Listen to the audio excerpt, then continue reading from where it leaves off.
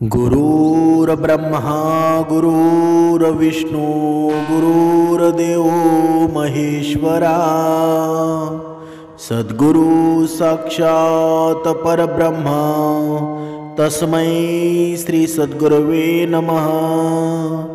जय जय रघुवीर समर्थ श्रीराम समर्थ। सद्गुरु चरणांना नतमस्तक होऊन आपण या शुभ्र सकाळच्या वातावरणामध्ये या निरूपणास सुरुवात करूया। मायबाप सज्जनांचं स्वागत आहे। आज आपण एका विशिष्ट गोष्टीबद्दल बोलणार आहोत। ती गोष्ट म्हणजे आपले पितृजन। हे पितृ आहेत ना, जर आपल्या पितृजनांचा आशीर्वाद आपल्या जीवनामध्ये असेल तर आपल्या जीवनामध्ये आहे ना कधीच संपत्तीची कमी होत नाही। आणि हा पितृपक्ष आहे ना तो आता बघा या पुढच्या महिन्यामध्ये आलेला आहे, म्हणजे यंदा 2025 मध्ये हा पितृपक्ष आहे ना 7 सप्टेंबरला म्हणजे सोमवारी सुरू होणार आहे। बघा हा पितृपक्ष आपल्या जीवनामध्ये अनंत पुण्य निर्माण करत असतो। म्हणून आपण या महिन्यामध्ये भरपूर व्रत उपवास सुद्धा करतो ना। का करतो बरं? कारण आपले पितृजन संतुष्ट व्हावेत, आपल्या पितृजनांचा आशीर्वाद आपल्या पाठीमागे राहावा। आणि ज्या मनुष्याच्या पाठीमागे पितृजनांचा आशीर्वाद असतो ना त्याला कधीच धन कमी होत नाही। बघा काही आपले पूर्वज होते, पूर्वज एवढी संपत्ती आपल्याला सोडून गेलेले आहेत ना, तर बघा पिढ्यानपिढ्या आपण काही न करता बसून खाऊ। काही कांचे पुण्य किती आहेत, पण जर या पितृजनांना आपण आठवलं नाही तर आशीर्वादांऐवजी शापसुद्धा आपल्याला मिळू शकतो। म्हणून या वर्षी आहे ना 21 सप्टेंबरला म्हणजे सर्व पितृ अमावस्याला हा पितृपक्ष जो आहे ना तर तो संपणार आहे। आपल्या हिंदू धर्मामध्ये असं मानलं जातं की मृत्यूनंतर आत्म्याचा एक नवीन प्रवास सुरू होतो। आपल्या हिंदू धर्मामध्ये पितृपक्षाला विशेष महत्त्व दिलेलं आहे। म्हणून पितृपक्षामध्ये कोणत्याही प्रकारचं शुभ कार्य हे अजिबात केलं जात नाही। पितृपक्ष आहे ना किंवा श्राद्ध पक्षाला या हिंदू धर्मामध्ये विशेष महत्त्व आहे। दरवर्षी भाद्रपद महिन्याच्या पौर्णिमेपासून तर पितृपक्षाची सुरुवात मानली जाते आणि ती आश्विन महिन्याच्या अमावस्येला संपत असते। म्हणजे हे पितृपक्षाचे 15 दिवस आहेत ते मनुष्याच्या जीवनासाठी अत्यंत शुभ मानले जातात। असं सुद्धा मानलं जातं की या काळामध्ये पूर्वजांसाठी तर्पण म्हणजे श्राद्ध पिंडदान केल्यानं पूर्वजांच्या आत्म्याला शांतीच मिळते ना, आणि प्रखर पितृदोषापासून मुक्तता देखील मिळत असते। बघा कधी कधी एखादा भटजी ब्राह्मण आपल्याला सांगतो की तुझ्या जीवनामध्ये पितृदोष आहे, या पितृदोषामुळं तुझ्या जीवनामध्ये भरपूर अडचणी आहेत। म्हणजे आपल्याला पितरांचा आशीर्वाद मिळवण्यासाठी हे सर्व काही या महिन्यामध्ये करावं लागतं। आणि ज्या मनुष्याच्या पाठीमागे पितृंचा आशीर्वाद म्हणजे आपल्या आईवडील व मृत्युमुखी झालेले असतील, आपला काका मृत्युमुखी झालेला असेल, आपला भाऊ मृत्युमुखी झालेला असेल, तर हे जे पूर्वज आहेत ना हे पूर्वज वरून सर्व काही पाहत असतात आणि त्यांच्या चेहऱ्यावर आपण आनंद निर्माण केला ना, त्यांचं श्राद्ध केलं की ते आपल्याला चांगला आशीर्वाद देतात। आणि हा आशीर्वाद प्रत्येकाच्या जीवनामध्ये असायला हवा।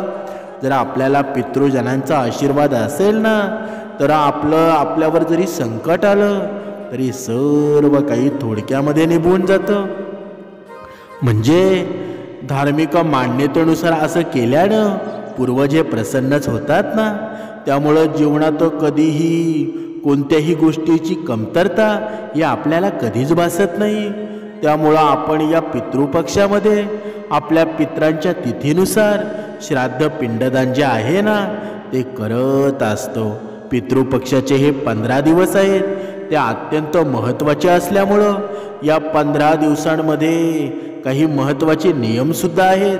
ते प्रत्येक मनुष्याने पाळले जातात आणि प्रत्येक मनुष्याने पाळायला सुद्धा हवे।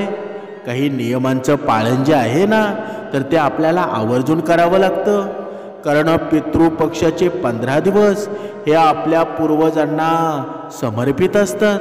म्हणूनच आज या निरूपणामध्ये आहे ना, पितृपक्षामध्ये नक्की कोणते नियम काय वापरायचे, कोणते नियम आपण पाळायचे, काय खायचं काही खायचं नाही. म्हणजे आपल्याला पितृपक्ष संपेपर्यंत घरातून 3 वस्तू कुणाला कधीच द्यायच्या नाहीत. अशा कोणत्या वस्तू आहेत ज्या कोणालाही या पितृपक्षामध्ये देऊ नयेत? म्हणजे बऱ्याच लोकांना हे माहीत नाही. जरा आपण कळत नकळत या 3 वस्तू जर पितृपक्षामध्ये इतरांना दिल्या तर आपल्या घरातील लक्ष्मी आहे ना ही सतत घर सोडून जाते. आपल्या घराला पितृदोष लागत असतो आणि ज्या घरामध्ये पितृदोष असतो त्या घरामध्ये कधीही लक्ष्मी स्थिर राहत नाही. म्हणजे जसं की आपण पैसा कमवतो, इकडून येतो आणि दुसऱ्या दरवाजामागे निघून जातो, अशी परिस्थिती बऱ्याच जणांपैकी झालेली असते. म्हणजे 50% लोकांच्या जीवनामध्ये असते. कधी कधी आपण अंधश्रद्धा मानतो, पण ही अजिबात अंधश्रद्धा नाही. गरुड पुराणामध्ये सर्व काही वर्णन केलेलं आहे. म्हणून त्या घराची कुटुंबाची आहे ना त्या मुलांची कधीच प्रगती होत नाही. आणि म्हणून आपल्याला काही झालं तरी ह्या 3 वस्तू ज्या आहेत ना तर त्या पितृपक्षामध्ये कधीच कोणाला द्यायच्या नाहीत. तर अशा त्या कोणत्या 3 वस्तू आहेत ज्या आपल्याला कोणालाही द्यायच्या नाहीत? तसेच पितृपक्षामध्ये कोणत्या नियमांचं पालन करावं याबद्दलची माहिती आहे ना आज आपण निरूपणामध्ये पाहणार आहोत. आपल्या हिंदू धर्मामध्ये पूर्वजांना देवतांसारखंच मानलं जातं ना, म्हणून त्यांना आनंदी ठेवणं हे खूप महत्त्वाचं आहे. धार्मिक श्रद्धेनुसार जर पूर्वज आनंदी असतील तर जीवनात समृद्धी आणि सुखसंपत्ती येते. आणि जर पूर्वज नाराज असतील ना तर त्या व्यक्तीचं जीवन या अडचणींनी नेहमी भरलेलं असतं. त्या व्यक्तीच्या जीवनामध्ये सतत संकट येतात, सतत अडचणी येत राहतात, सतत अडथळे निर्माण होतात. म्हणून पितृपक्षामध्ये दररोज तर्पण करावं. परंतु ज्यांचे पालक जिवंत आहेत त्यांना तर्पणाचा नियम आहे ना हा अजिबात लागू होत नाही.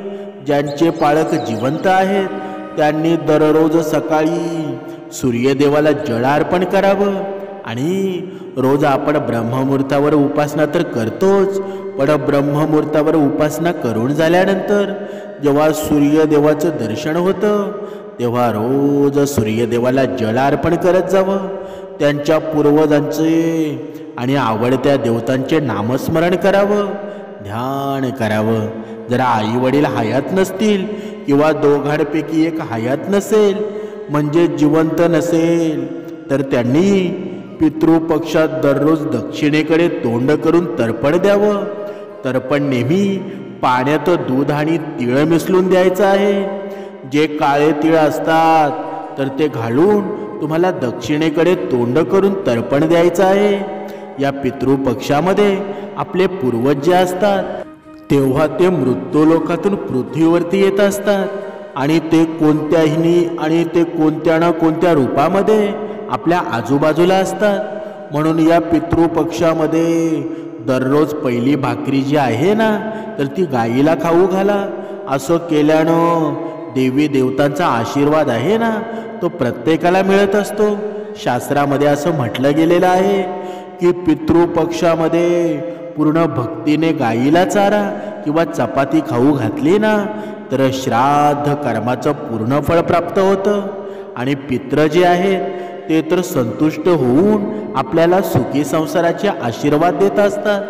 म्हणून पितृपक्षामध्ये दररोज सकाळी आणि संध्याकाळी दक्षिणेकडे तोंड करून पूर्वजांच्या नावाने एक दिवा हा आवर्जून लावावा. कारण दक्षिण दिशा जी असते ना तर ती पूर्वजांची दिशा मानली जाते. आणि आपले पूर्वज हे पितृपक्षामध्ये दक्षिण दिशेकडून पृथ्वीवरील त्यांच्या नातेवाईकांकडे येत असतात. ज्या दिवशी पूर्वजांचा श्राद्ध सोहळा केला जातो त्या दिवशी दक्षिणेकडे तोंड करून पूर्वजांना आव्हान केलं जातं. आणि पितृपक्षामध्ये मांसाहार, मद्यपान हे आवर्जून टाळलं पाहिजे. यज्ञ, अनुष्ठान किंवा इतर धार्मिक कार्यसुद्धा या पितृपक्षामध्ये करू नयेत. जसे की नवीन घर खरेदी करू नये, जमीन खरेदी करू नये, वाहन घ्यायचं असेल ना किंवा कपडे दागिने घ्यायचे असतात तर ते सुद्धा या पितृपक्षामध्ये खरेदी करू नयेत. बऱ्याच वेळा होतं काय की पितृपक्षामध्ये सोन्याचे भाव खूप कमी झालेले असतात आणि अशा वेळी आपण सोन्याची खरेदी करत असतो. परंतु या पितृपक्षामध्ये सोने खरेदी करणं हे पूर्णपणे वर्ज्य मानलेलं आहे. पितृपक्षामध्ये आपण जे काही खरेदी करतो तर ते आपल्या पूर्वजांना, पितरांना समर्पित होत असतं. म्हणून त्यांचा जो लाभ आहे ना तर तो आपल्याला कधीच मिळत नाही.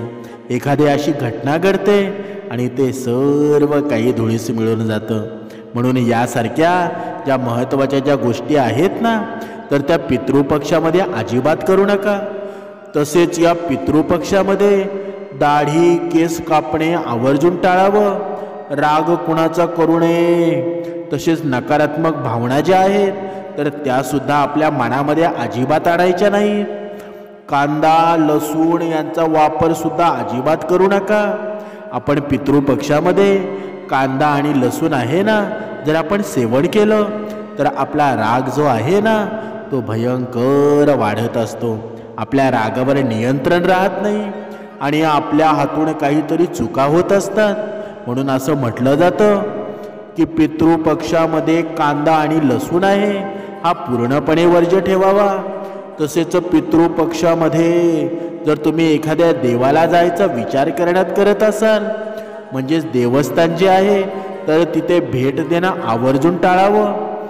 तसेच घराची दुरुस्ती करण्याचं कामसुद्धा आहे ना ते पितृपक्षामध्ये करू नये. कारण पितृपक्षामध्ये आपले जे पूर्वज जे असतात तर ते कोणत्या ना कोणत्या रूपामध्ये आपल्या घरी येत असतात. मग त्या मुंग्या असतील किंवा इतर कुठले किडे असतील तर त्यांच्या रूपामध्ये ते येत असतात. आणि जेव्हा आपण घराचं काम करत असतो तेव्हा आपल्या हातून त्या मुंग्या किंवा इतर काही जीवजंतू जे असतात ना ते तिथल्या तिथे मरण पावतात. म्हणून या पितृपक्षामध्ये आहे ना घराची दुरुस्ती कधी करू नका. पुराण आणि हिंदू धर्मशास्त्रानुसार पितृलोकांचा एक दिवस आहे ना तो पृथ्वीवरील 1 वर्षाच्या बरोबरीचा असतो. जिथे वेगवेगळ्या जगात या काळाची गती वेगळी मानली जाते आणि शास्त्रानुसार पितृलोके असं स्थान मानलं जातं ना जिथे मृत्यूनंतर काही काळ आहे ना तिथे आत्मे राहतात. विशेष ज्या आत्म्यांना मोक्ष मिळू शकत नाही. या ग्रंथामध्ये केवळ फक्त पितृलोकांचेच वर्णन नाही केलं तर तिथे काळखंडाचा तपशीलवार उल्लेख आहे ना तो देखील केला गेलेला आहे. म्हणजे गरुड पुराण आणि शास्त्रानुसार देव, मानव आणि पूर्वजांसाठी ही काळाची गणना वेगळी आहे. म्हणून मानवाचे 360 दिवस आहेत ना ते देवांच्या एका दिवसासारखे आहेत आणि मानवाचे 30 दिवस हे पूर्वजांच्या एका दिवसासारखे असतात.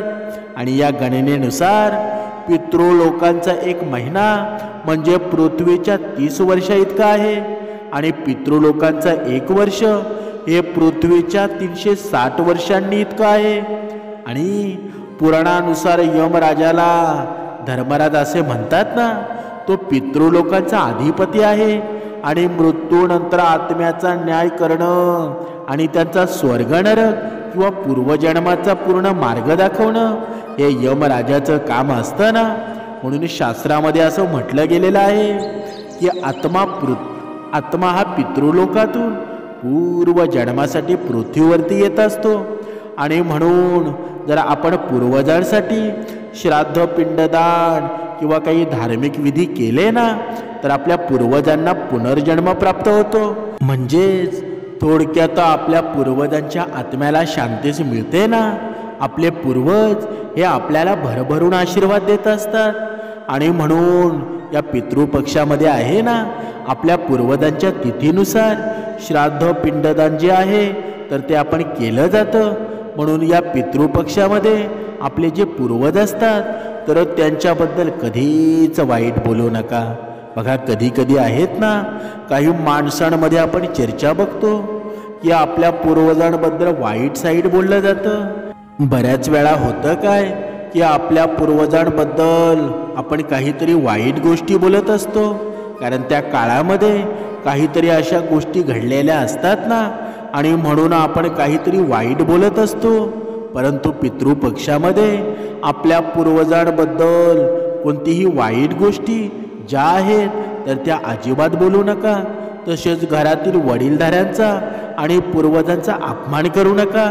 त्याचबरोबर पितृपक्षामध्ये शुभकार्य, मुंडन, लग्न, गृहप्रवेश, नामकरण, अनेक अशा गोष्टी धार्मिक आहेत ना, विधीसुद्धा त्या अजिबात या पितृपक्षाच्या काळामध्ये अशुभ गोष्टी ज्या आहेत तर त्या आवर्जून टाळाव्या, कारण त्या गोष्टी अजिबात करू नका.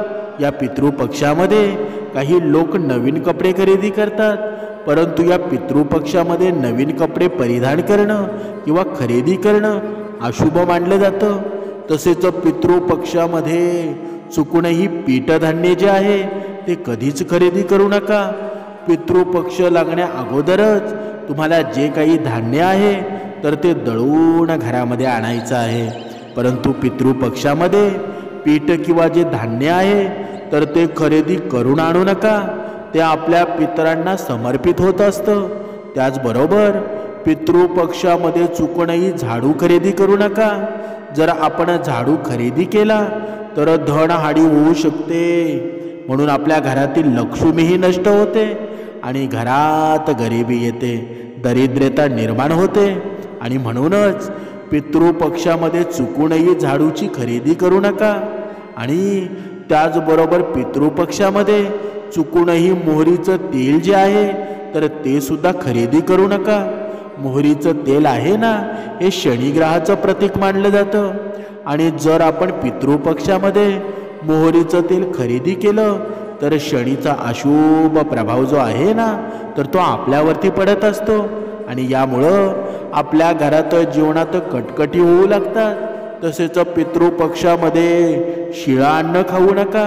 या व्यतिरिक्त चणे, मसूर डाळ, साग, सातू, जिरे, मुळी, त्याचबरोबर काळं मीठ, काकडी, दुधी भोपळा याचं सेवन देखील आवर्जून टाळावं.